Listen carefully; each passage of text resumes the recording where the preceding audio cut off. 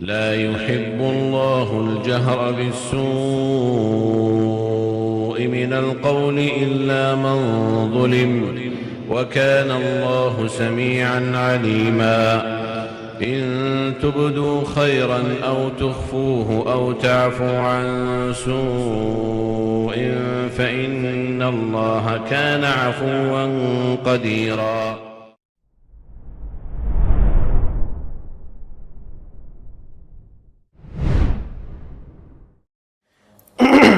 الحمد لله الذي خلق السماوات والأرض وجعل الظلمات والنور والذي خلقكم من طين ثم قضى أجلا والصلاة والسلام على المجتبى نبينا محمد وعلى آله وصحبه ومن اتبع الهدى اللهم إنا نسألك علما نافعا ورزقا طيبا وعملا متقبلا.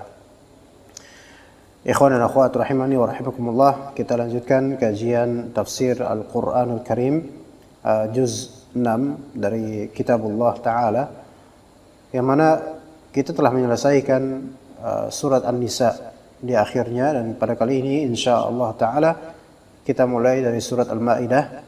Pada malam kali ini biiznillah ta'ala kita akan memulai dari ayat pertama dan juga ayat kedua insyaallah ta'ala.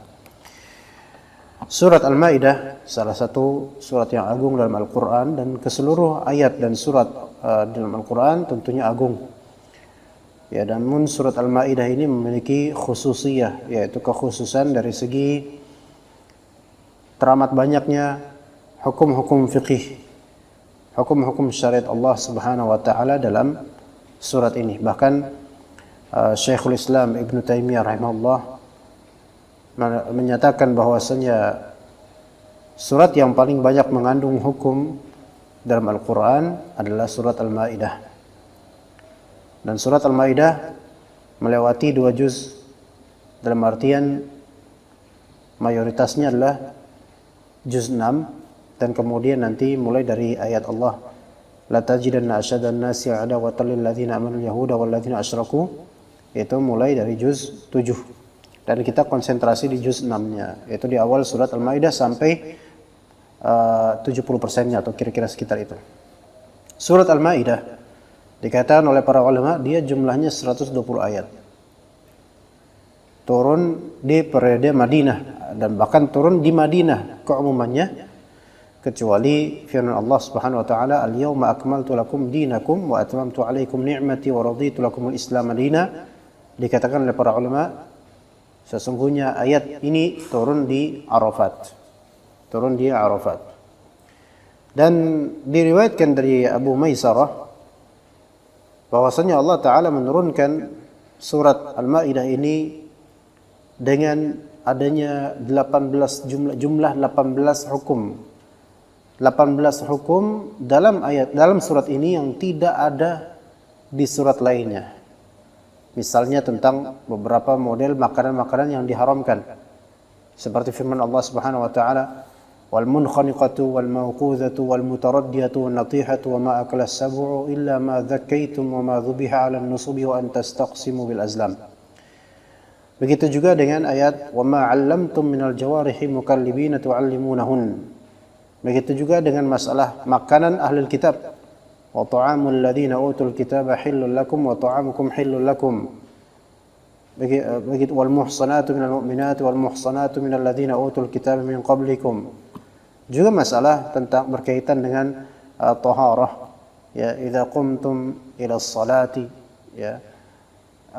Begitu juga dengan masalah pencuri, wasariqu wasariqatu faqta'u aydiyahuma jazaa'an bima kasaba nakalan min Allah. Begitu juga dengan ayat yang berkaitan dengan as-sayd, ketika sedang ihram, ya, berburu binatang buruan ketika sedang ihram, la taqtulus sayda wa antum hurum. Ya, begitu juga dengan ma ja'alallahu min bahirati wala sa'ibati wala wasilati wala hamin. Dan juga berkaitan dengan persaksian ketika terjadinya kematian di antara kalian, syahadatu bainikum idza hadara ahadakumul mautu. Ya. Itu persaksian berapa orang, in taraka khairan lil wasiyatu di sini apakah 2 orang atau berapa orang, itu ayatnya ada di dalam surat Al-Maidah yang tidak ada pada surat-surat lain. Kita mulai dari ayat pertama ya ikhwas sekalian. Allah Subhanahu wa taala berfirman, "Ya ayyuhalladzina amanu awfu bil 'uqud.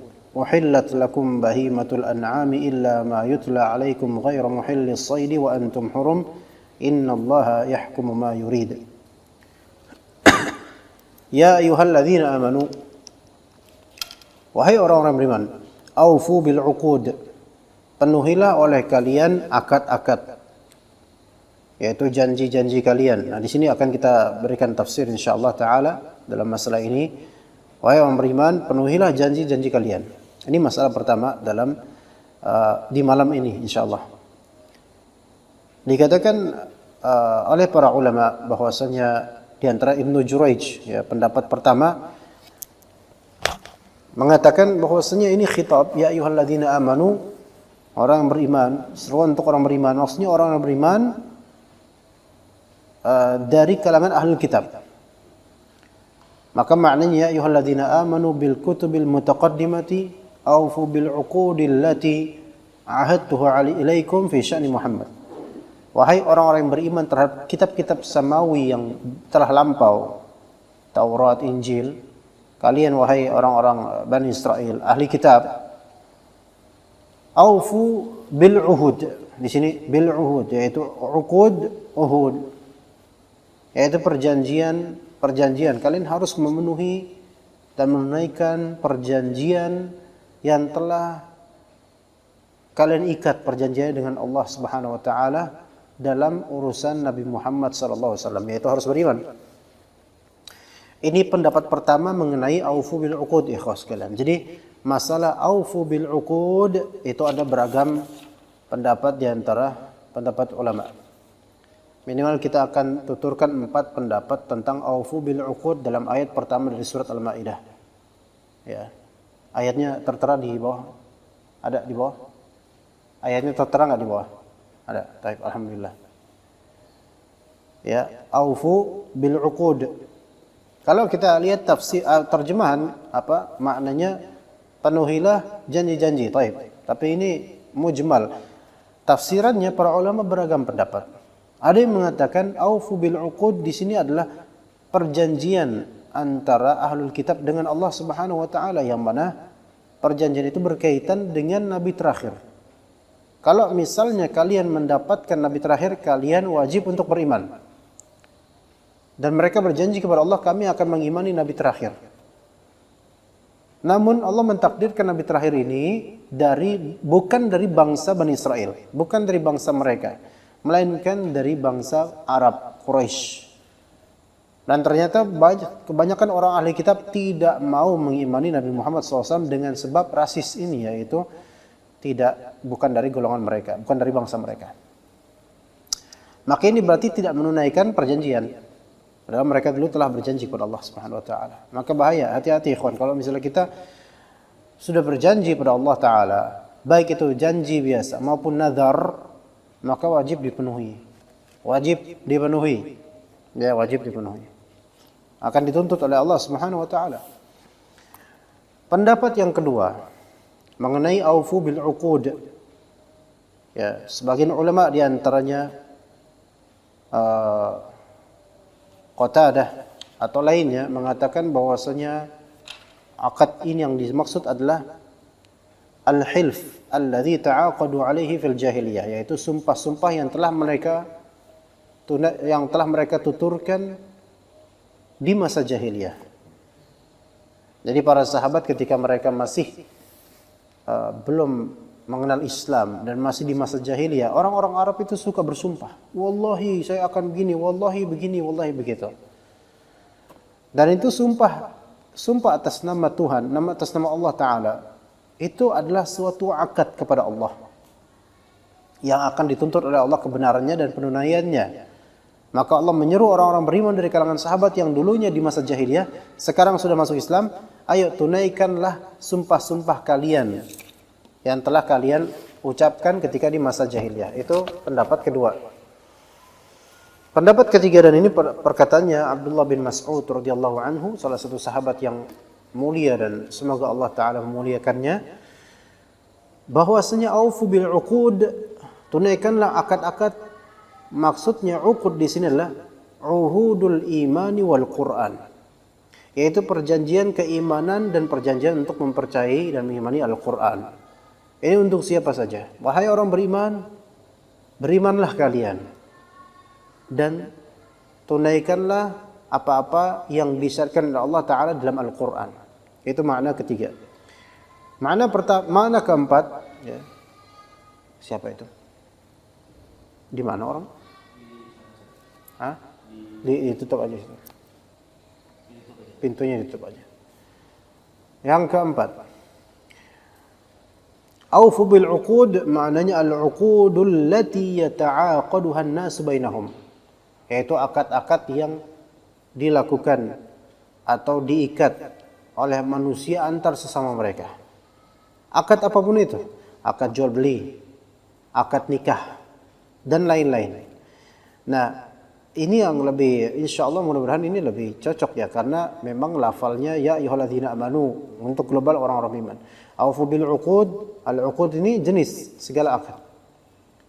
Maka orang muslim, mukmin itu wajib untuk menunaikan perjanjian mereka dan juga memenuhi apa yang menjadi persyaratan dalam akad. Makanya kata Nabi sallallahu alaihi wasallam, al-muslimuna ala syurutihim. Orang-orang muslimun ya diwajibkan untuk menunaikan apa yang menjadi syarat untuk mereka. Pelajaran dari ini ikhwah sekalian, bahwasanya ketika antum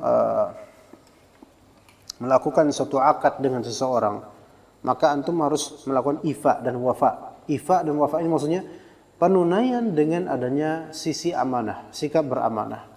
Aufu bil uqud berarti antum menunaikan amanah dalam akad tersebut. Ya, kalau antum berjual beli, termasuk ifa'ul aqd, menunaikan akad adalah antum tidak berdusta, nggak boleh berdusta. Ya, karena orang yang berdusta dalam akad jual beli, maka dia telah berusaha untuk menjerumuskan dirinya menuju hal yang haram dan bahkan ke neraka. Maka harus amanah, harus jujur, harus wafa dalam jual beli, nggak boleh berdusta dalam jual beli. Ya, begitu juga dengan akad nikah. Ya, ifa'ul aqd dalam nikah misalnya. Perempuan ya harus nikah dengan wali, la nikaha illa biwali.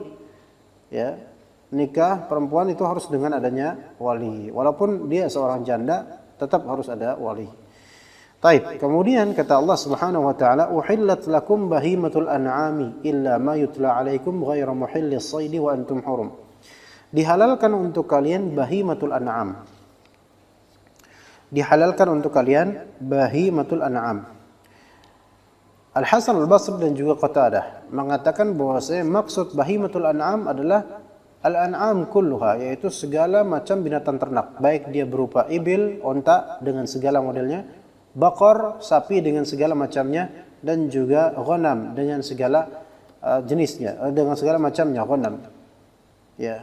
Dan dikatakan oleh para ulama di antaranya Al-Baghawi, wa arada tahlila ma harrama ahlul jahiliyati ala anfusihim minal an'am. Ma harrama ahlul jahiliyati atau ma harrama ahlul jahiliyati ala anfusihim minal an'am.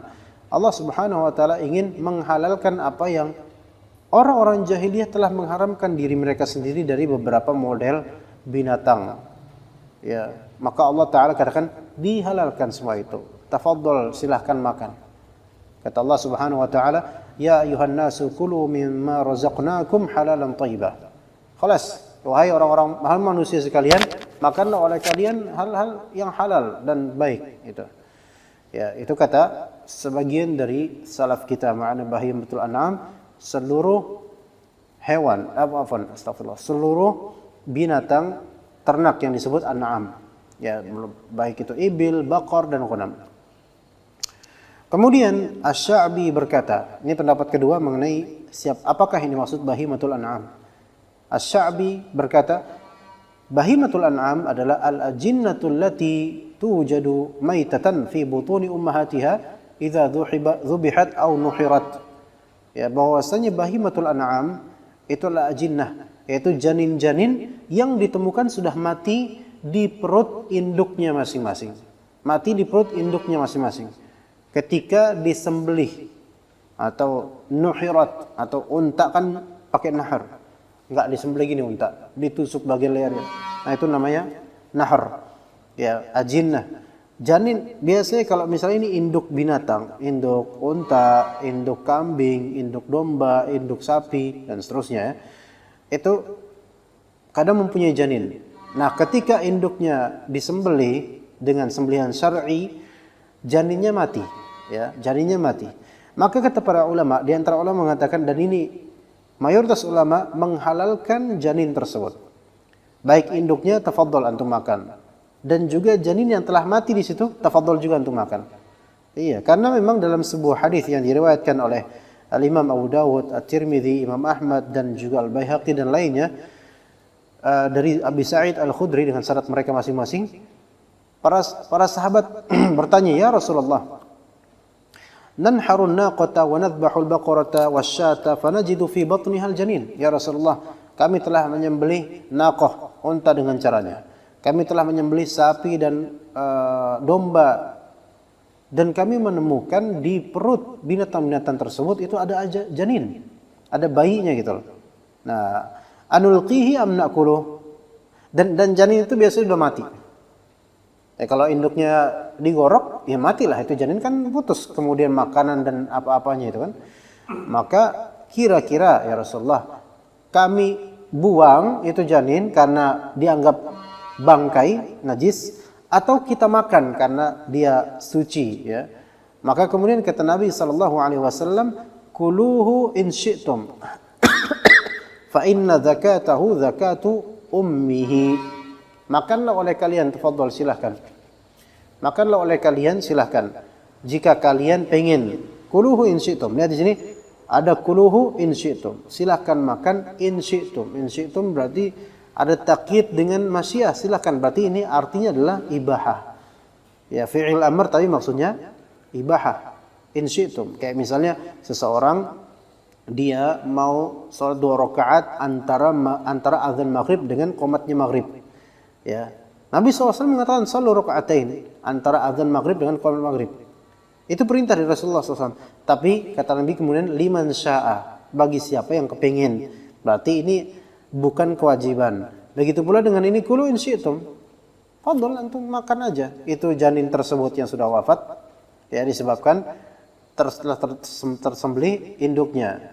Fa inna zakatahu zakatu ummihi, sesungguhnya penyembelihan terhadap janin itu satu manzilah dengan penyembelihan terhadap ibunya, yaitu ketika ibunya telah tersembelih dengan secara syar'i, maka janin yang mati itu pun dia satu hukum dengan hukum induknya. Seperti itu. Jadi nanti kalau antum menemukan ternyata ini sapi lagi meteng, ya. Tahu meteng enggak? Meteng ngerti? Meteng? Meteng bahasa Jawa. Lah Sunda apa? Bunting. Sunda apa? Sunda. Sama aja. Hamil. Apa namanya? Enggak ada. Ya, ala kulli hal, bunting kali, meteng ya. Nah kemudian antum sembelih itu induknya, dan setelah dibelek perutnya ada anaknya. Ya, anaknya wafat sudah, mati, bukan wafat, mati. Akhirnya boleh nggak dimakan? Boleh, berdasarkan hadis yang tadi kita sebutkan. Walaupun kemudian dalam mazhab Abu Hanifah radhiyallahu rahimahullah dikatakan bahwasanya dilarang atau tidak dihalalkan makan janin kalau misalnya janin itu sudah wafat, ya, setelah kematian, setelah penyembelihan induknya. Tapi yang sahih sesuai dengan hadis Nabi SAW adalah janin tersebut boleh dimakan. Taib. Kemudian ikhwas sekalian, tadi kata Allah Ta'ala, uhillat lakum bahimatul anam. Kita sudah membahas bahimatul anam. Illa ma yutla alaikum. Bahimatul anam kecuali yang disebutkan kepadamu, yaitu yang disebutkan nanti di ayat ketiga insyaallah. Hurrimat alaikum al-maitatu wad-damu wa lahmul khinzir. Itu diharamkan. Nanti ayat ketiga di waktu mendatang. Illa ma yutla alaikum ghairu muhillis saydi. Dan juga dihalalkan semua binatang ternak ini selama bukan yang buru selagi wa antum hurum, selagi pakai pakaian ihram. Jadi pas lagi haji atau umrah kita dilarang untuk berburu. Kalau ternyata ada orang yang sedang haji atau sedang menggunakan pakaian ihram untuk umrah, ternyata dia kemudian menyembelih kambing, ya, maka ini tidak dihalalkan karena tidak boleh. Pas saat itu nggak boleh. Wa antum hurum, innallaha yahkumu ma yurid. Kalau ditanya kok kenapa kayak gitu Allah Taala menentukan seperti ini, ya terserah Allah, innallaha yahkumu ma yurid. Jadi hukum syar'i itu terserah Allah. Ya, yahkumu ma yurid gitu. Allah berhukum dengan apa yang Allah kehendaki dan pasti berhikmah. Nah, sekarang kalau misalnya seseorang ditanya, antum misalnya kentut misalnya, buang angin. Batal wudu antum. Tapi kemudian kenapa kok bukan pantatnya yang dibasuh? Kenapa malah kemudian antum wudu lagi wajah malah? Ya, gimana? Jawaban dalilnya innallaha yahkumu ma yurid. Terserah Allah dong, Allah yang menentukan kan syariatnya. Udah nggak usah nanya, nggak usah protes, terserah Allah mau menentukan gimana. Itu jawaban apa? Jawaban dalilnya. Kalau jawaban ngenyeknya, ya tanya ke orang tersebut, Mas, sampean kalau misalnya kentut di tengah publik, ya kira-kira yang malu bokongnya apa mukanya? Dia bakal bilang, ya malulah muka saya. Ya itu dah. Kenapa nggak bokong antum yang malu? Emang yang kentut mukanya, bokongnya gitu kan? Itu jawaban ngenyek aja, bukan jawaban syar'i ya. Adapun jawaban syar'i antum cukup bilang innallaha yahkumu ma yurid. Kemudian kata Allah Subhanahu wa taala, ya ayyuhalladzina amanu la tuhillu sya'airallahi wala asy-syahrul harama wala al-hadiya wala al-qalaida wala aminal baital haram yabtaghuna fadlan min rabbihim wa ridwana. Wa idza halaltum fastadu wala yajrimannakum syana'anu qaumin an saddukum 'anil masjidil harami an ta'tadu wa ta'awanu 'alal birri wat taqwa wa la ta'awanu 'alal itsmi wal 'udwan wattaqullaha innallaha syadidul 'iqab. Ya ayyuhalladzina amanu, wahai orang-orang yang beriman. Wahai orang yang beriman. Lagi-lagi ini seruan untuk orang yang beriman. La tuhillu sya'airallah, janganlah kalian tuhillu, ahalla yuhillu, yaitu melanggar, menghalalkan sya'airallah, syiar-syiar Allah. Ya, maksudnya syiar-syiar diterjemahkan syiar-syiar kesucian Allah. Ya. Dan syiar ini merupakan tanda-tanda syariat Allah. Jangan kalian langgar gitu aja kalau sudah ada larangannya. Ya, la tuhillu sya'airallah. Juga dikatakan oleh Ibnu Abbas, la tuhillu sya'airallah ya an tasida wa anta muhrim. Di antara tafsirannya dari Ibnu Abbas, maksud dari janganlah kalian melanggar syiar-syiar Allah, yaitu janganlah kalian berburu hewan dalam keadaan kalian sedang berpakaian ihram. Dalilnya apa untuk tafsiran ini? Yaitu dalilnya wa idza halaltum fastadu.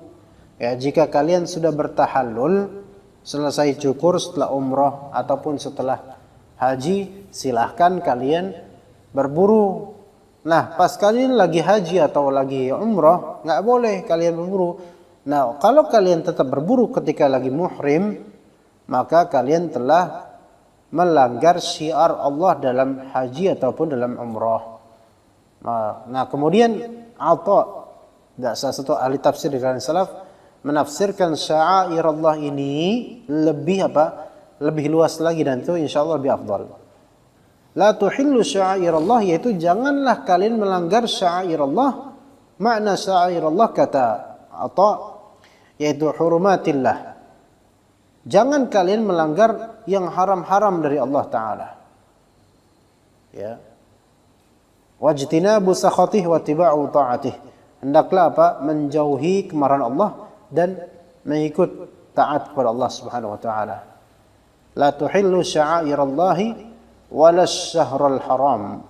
Dan juga kalian jangan pula melanggar asy-syahrul haram, yaitu bulan yang haram.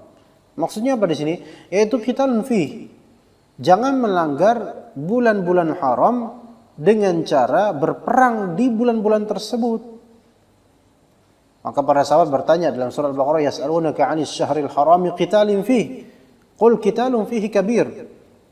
Mereka bertanya kepada engkau wahai Muhammad tentang bulan haram, yaitu tentang peperangan di bulan haram. Boleh enggak?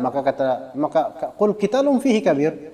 Peperangan di bulan haram itu besar nilainya, maksud dosanya. Ya. Maka dikatakan oleh Ibnu Zaid atau dikatakan oleh Al-Baghawi rahimahullah, kenapa di sini maknanya larangan untuk berperang di ashhur hurum, yaitu di bulan-bulan haram. Wa dzalika annahum kanu yuhillunahu fil jahiliyati 'aman wa yuharrimunahu 'aman. Itu karena orang-orang jahiliyah dulu pada main-main tentang bulan-bulan yang 4 ini, ya, bulan-bulan haram. 1 tahun mereka halalkan perang, 1 tahun berikutnya mereka haramkan perang. Nanti zigzag begitu. Jadi mereka main-main menentukan syarat sendiri. Allah Ta'ala tegaskan, la tuhillu sya'irallahi wala syahrul haram. Jangan kalian langgar peraturan di bulan-bulan haram. Ya. Kemudian wala syahrul harama wala hadiya wala qalaid, yaitu dan janganlah kalian melanggar al-hadi, yaitu hewan-hewan yang dikurbankan dalam prosesi haji. Ya, di sini hadi namanya, ada hadyun, ya. Jangan kalian apa-apain itu binatang. Jangan diapa-apain itu binatang. Jangan dilanggar pokoknya peraturan ini. Walal qalaid, dan juga jangan kalian ganggu qalaid, yaitu hewan-hewan kurban yang diberi tanda, biasanya dari batang daun pohon atau apa diberi tanda. Itu jangan diganggu, ya, jangan diapa-apain. Dan itu ada hak orang lain gitu. Wal qalaid wala aminal baital haram. Dan juga jangan kalian merusak suasana dengan mengganggu orang-orang yang aminal baital haram, yang berusaha qasidinal baital haram. Yaitu aminal baital haram artinya orang-orang yang sedang menuju ke Mekah, menuju ke Ka'bah, menuju ke tanah haram. Jangan diganggu orang-orang yang mau mengunjungi Baitullah. Jangan diganggu. Wala aminal baital haram. Jangan diganggu orang yang sedang berjalan menuju sana. Ya, menuju Ka'bah. Jangan kalian apa-apain. Nah, wala aminal baital harama an ta'tadu. Afan. Wala aminal baital harama yabtaghuna fadlan min rabbihim wa ridwana. Yang mana mereka ini orang-orang yang sedang menuju ke Ka'bah, mereka mencari 2 hal. Fadlan min rabbihim, dan yang kedua waridwana. Ditafsirkan oleh para ulama, fadlan min rabbihim artinya ar-rizq bil tijarah. Jangan kalian ganggu orang yang datang ke Masjidil Haram, ke Ka'bah untuk nyari keuntungan duniawi, itu rezeki, dengan cara dagang di dekat dengan Ka'bah. Jangan diganggu, biarin. Karena banyak orang-orang ketika di musim haji di zaman itu, mereka berdatangan dari desa-desa mereka menuju ke area Ka'bah. Kenapa? Ya karena area Ka'bah itu musiman, kalau di musim haji. Bakal banyak itu yang ke sana. Nah, ini kesempatan nih buat para pedagang minded ya. Yang otak-otak pedagang ngelihat tempat rame, datang kan? Datang. Antum kalau kajian tematik tabligh akbar besar, pedagangnya biasa ada nggak? Lebih banyak kan? Tapi kalau kajian tabligh asgor kayak gini, hadirin nggak ada, jinnya mungkin yang banyak, nggak ada yang dagang. Tapi orang yang menuju ke Ka'bah, ke Mekah gitu ya, mereka tuh mau dagang, yabtaghuna fadlan min rabbihim, keutamaan dari Allah Subhanahu wa taala. Memang di antara bentuk fadl dari Allah adalah keuntungan rezeki dari perdagangan. Jangan diapa-apain orang seperti itu. Biarin aja. Waridwana, dan juga mencari keridhaan Allah Subhanahu wa taala. Tetapi untuk ridwan di sini ala za'mihim, sesuai dengan persangkaan mereka kepada Allah taala bahwa Allah meridai mereka, padahal tidak. Kenapa? Karena orang-orang jahiliyah, orang-orang kafir, mereka itu enggak bakal mendapatkan keridhaan Allah Subhanahu wa taala. Jadi ketika itu udah terbiasa tradisi ketika itu di musim haji, orang dari mana-mana dari negeri mana-mana, dari luar-luar itu datang di musim ujub untuk apa? Pilgrimage, untuk menunaikan haji, untuk tawaf. Itu ada di zaman itu. Dan mereka itu pengen ke Allah Ta'ala, tetapi karena mereka berbuat syirik juga dengan menyembah patung, mereka mengira bahwasanya Allah meridhai mereka dengan perbuatan-perbuatan itu. Padahal mereka juga orang-orang musyrikin yang berbuat syirik kepada Allah Subhanahu wa taala dan syirik akbar. Maka yabtaghuna fadlan min rabbihim wa ridwana, mereka mencari keuntungan rezeki, Allah kasih, tapi mereka mencari ridha, walaupun niatan mereka mencari ridha, Allah tidak memberikan mereka ridhonya disebabkan kekufuran atau kesyirikan yang mereka lakukan. Maka Qatadah berkata, untuk orang-orang beriman, apalagi yang sedang menjadi penguasa di daerah Haramain, jangan ganggu orang-orang yang seperti ini. Ya, biarin aja.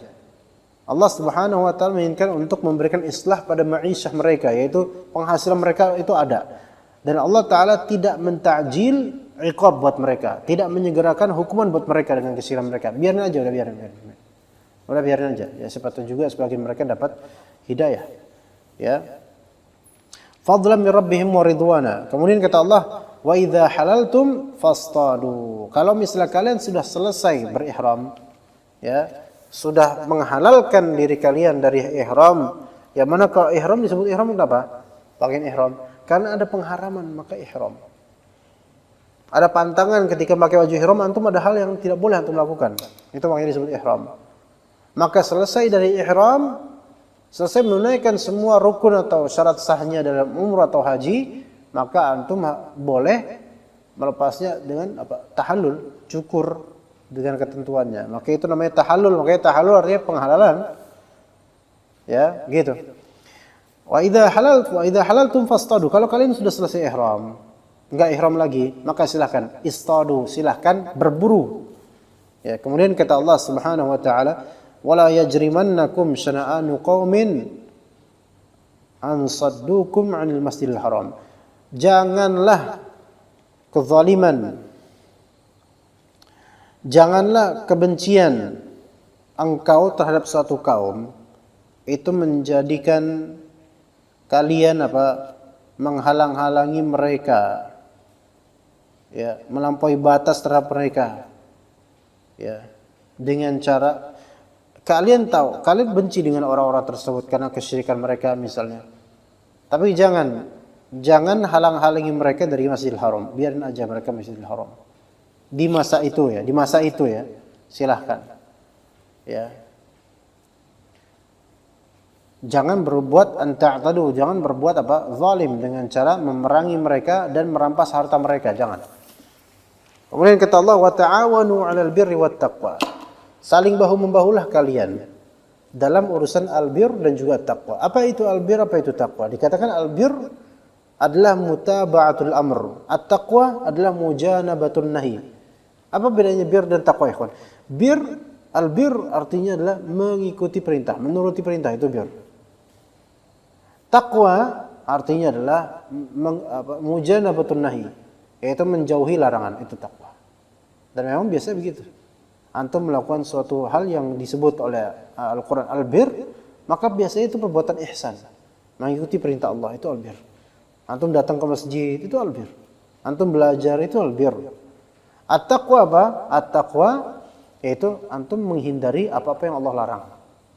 Itu ketika duanya dicampur dalam satu konteks, ya. Adapun kalau dipisah masing-masing, albir mencakup takbir dan takwa pun mencakup albir dan juga at-taqwa.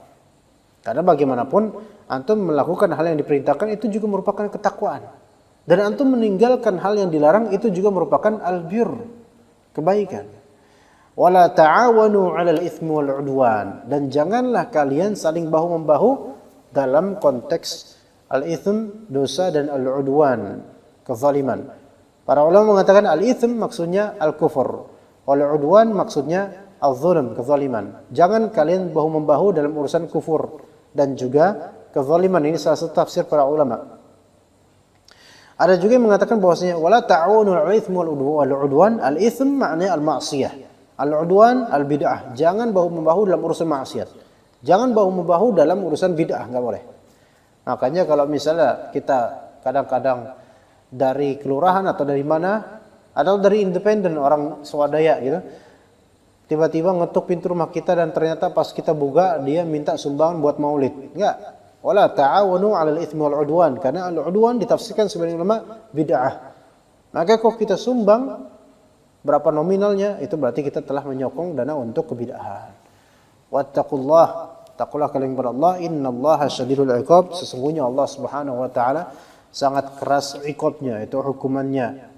Ya, dan kata Nabi SAW ketika ditanya tentang albir dan al-ithm, albir adalah husnul khuluqi wal ithmu ma haka fi nafsika wa karihta an yattali'a alaihi nas. Albir, kebaikan, adalah husnul khuluq, akhlak yang baik.